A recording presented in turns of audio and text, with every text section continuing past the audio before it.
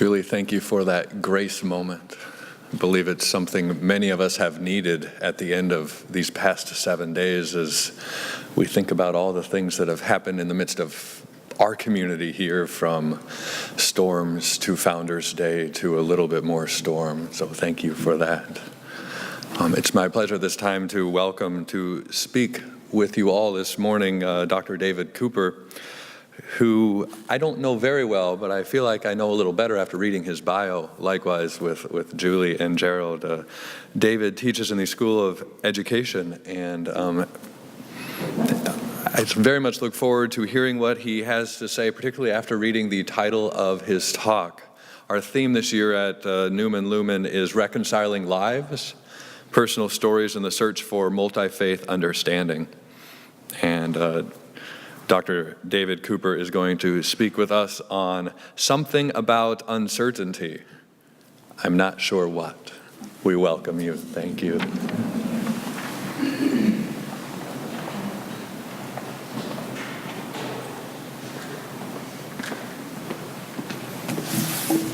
Thank you.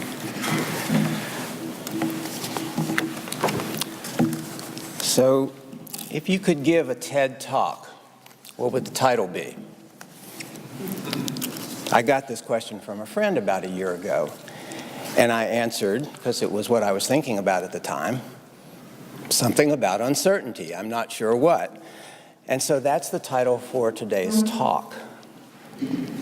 It's a cross between a TED Talk and a joke that would start with the setup: a rabbi, a priest, and a llama walk into an auditorium. 1 year ago, that actually happened here at Elon. The graduating seniors put on their maroon gowns for the first time, and the Elon community gathered in the alumni gymnasium for the annual spring convocation entitled Sacred Space, the Promise for Peace and Understanding in Our World, a Multi-Faith Conversation, which it was. Representatives of 6 faiths, or more accurately 5 religions and 1 agnostic, politely and respectfully spoke about their beliefs, religious and otherwise. My favorite moment came when Tibetan Buddhist monk Arja Rinpoche shared a story about the time that evangelical Christians appeared at his door and informed him that he was going to hell.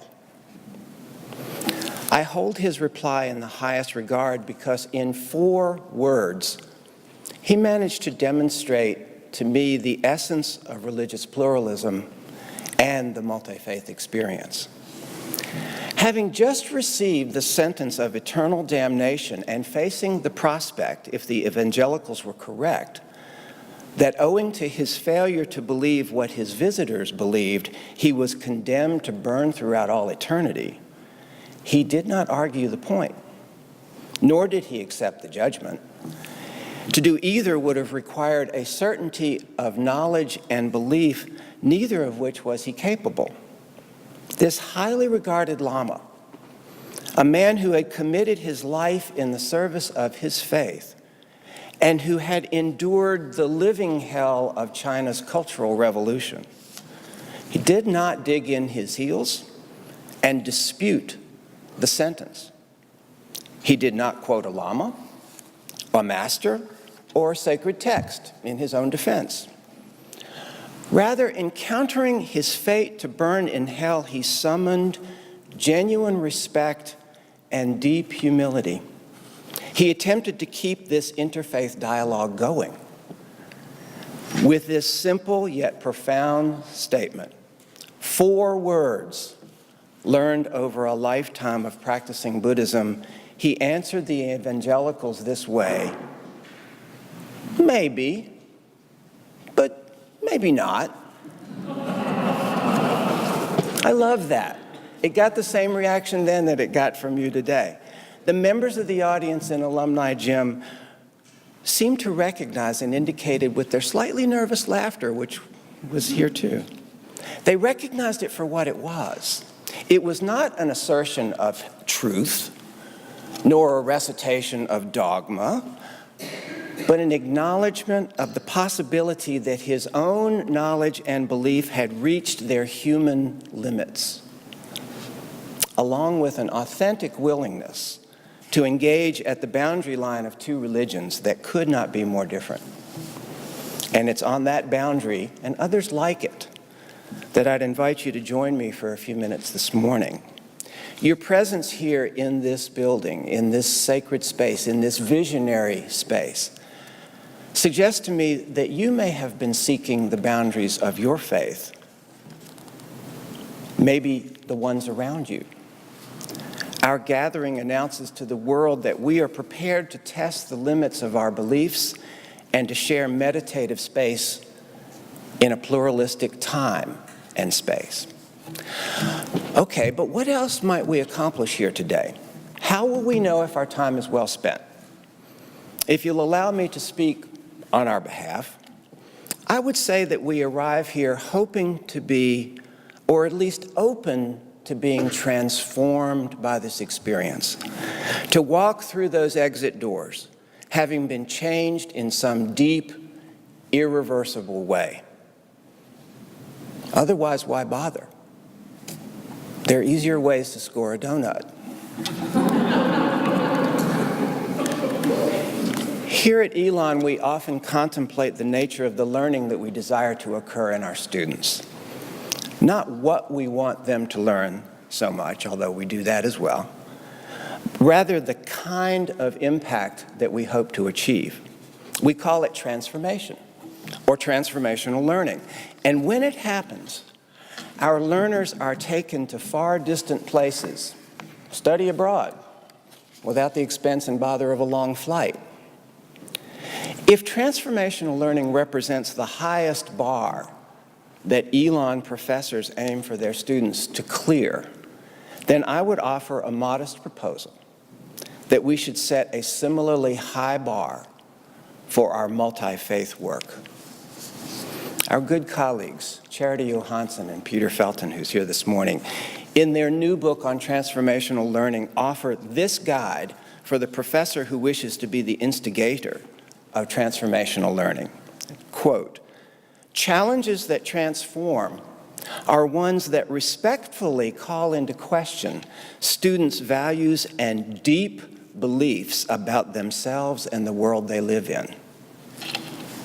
I wonder how many of us would endorse the questioning of values and deep beliefs as the goal of a multi-faith agenda. Do we agree with Charity and with Peter that, and now I quote again, "The job of the college is to design and engage students in experiences that expose them to new and different ways of looking at the world, and that challenge deeply held values, assumptions, and beliefs, and guide them through with transformative intention to juxtapose tectonic plates, to create fault lines. It's about getting the right types of challenge and support and balancing the tension between them, working the tension." I love the end of that quote, working the tension. And I propose that we do work that tension, that we wrestle it to the ground and we ask this question: what would transformational learning look like in the context of religious pluralism? My answer, again, mine, where once there was inflexible adherence to fundamental beliefs and practices, then we will see curiosity, inquiry, flexibility of thought. Where we once saw unquestioning acceptance of basic religious tenets, we will then see flickers of doubt that can ignite the fire of religious passion and forge a strengthened faith. And where we once saw solid confidence, we will watch the blossoming of an uncertainty that tests and retests the resolve of the infidel and the faithful alike. Is it within the scope of this university's mission? Any university's mission?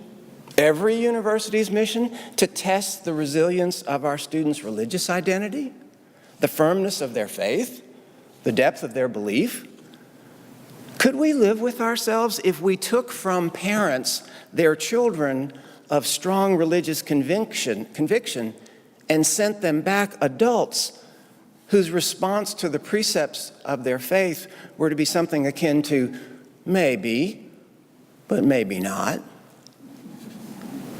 In the course of my exploration of uncertainty, and believe me, I've thought about it a lot, uncertainty at the margin of belief, I've selected two instances, extreme instances, I'll grant you, of interfaith experience that I want to share with you this morning. My purpose in alluding to the stories of the Islamic prophet Muhammad and the patriarch of the monotheistic religions, Abraham, is to go with you to, but not over the edge. Muhammad is first. He's been called the first Muslim because he was the recipient of the first known angelic dictation and recitation of the Quran. It happened near the city of Mecca, on a mountain that Muhammad frequented for purposes of meditation. He had a rough night. He had many rough nights. Interfaith work is never easy, but taking scriptural dictation from an angel, that was way more than Muhammad bargained for, and it scared the living hell out of him. He questioned everything he thought to be true, including his own right to exist, and he attempted suicide. Fortunately, he survived and gradually evolved from profound uncertainty to a newfound confidence in the message and in his role as its messenger. 24 centuries earlier, Abraham's world was similarly rocked. In my religious school, we were taught that his father was a maker of idols worshipped by various tribes and representing the beliefs of his time and his place. There's a story told both in the Jewish and the Islamic traditions of the boy Abraham smashing the idols in his father's shop. His first interfaith experience, and it didn't end well. It was the certainty of youth. Abraham felt called by God to leave both his father's house and his father's religion, both of which he does willingly. But when God says to Abraham, "Your reward will be great," Abraham replies, cheeky, in the first recorded instance of Jewish haggling, "What can you do for me?" His doubt was of a different sort than Muhammad's. It was not the existence of the one God that Abraham doubted. He had been a believer since childhood. His uncertainty was in God's promise of many generations of descendants, given that at age 75, Abraham was still childless. So, two men, two interfaith encounters, two profound transformations, and two great faith traditions launched amid great uncertainty. By what theory of epistemology, by which version of cognitive and spiritual development do we lay claim to more certainty than Muhammad or Abraham? I want to close with a quote from a recent biographer of Muhammad's, Leslie Hazelton, a self-described agnostic Jew, who argues that doubt is essential to faith, and who warns us to be careful around the certain and the doubtless. The words taken from her TED Talk, which I commend to all of you, a TED Talk that was profoundly influential in my thinking. Here's what Leslie Hazelton had to say in a beautiful British accent, which I won't try to imitate. "Abolish all doubt, and what is left is not faith, but absolute heartless conviction. You're certain that you possess the truth, inevitably offered with an implied uppercase T. And this certainty quickly devolves into dogmatism and righteousness, by which I mean a demonstrative overweening pride in being so very right. In short, the arrogance of fundamentalism." Whoa. So, faith unencumbered by uncertainty, faith untested by doubt. Is it really weak? Is it really dangerous? Perhaps inspiring a healthy uncertainty could be the transformative work of our multi-faith work on this college campus and the hallmark of a religiously pluralistic society into which we will send our graduates. Maybe, but maybe not.